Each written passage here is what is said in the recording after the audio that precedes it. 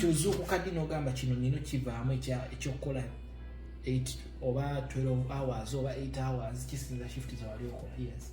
Kati nze waliwo saying egamba nti when the student is ready the teacher will appear. Buli omu alina time ye.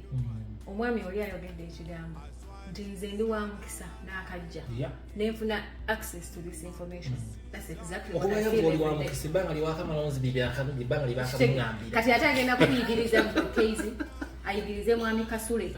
Okitegeera? Kubanga mwami Kasule asobola kubanga abadde wano olwozibya naye nga tabimanyi.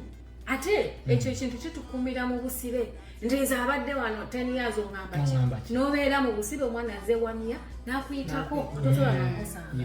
Okitegeera? N'omuyita mubbi. Yeah. So nze we namanyi naye it was late. Era buli saa nkyogera wano nga ngamba I wish someone had told me this information 5 years ago. It would have made a huge difference for me. It's even better than the work I do.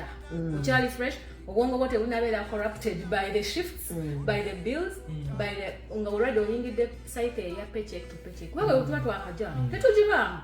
Wewe wakaja wano. Muganda wange batoli mu paycheck to paycheck. Obeera ogenda n'okola sente nga it's even more money than you need.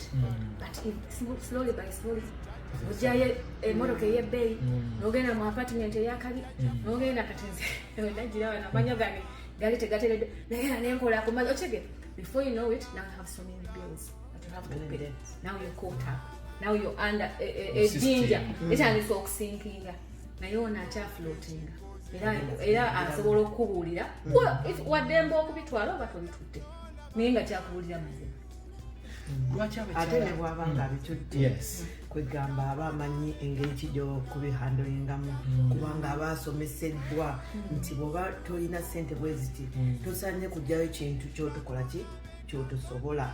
Kati bw'aba ajjayo nga emmotoka ngeri alina okumanya nti emmotoka eno naagisobola gifinancing nti abantu bajjayo emmotoka tebazisobola oluvannyuma ne bagitwala kubanga bamanyi zitutwalako nga tetumanyi. So ono omwana kigenda muyamba bw'aba amagezi gano agakutte obutagenda mu mabanja ago etubaddemu emabega nanga kubanga byonna byonna tubiyiga mu finance.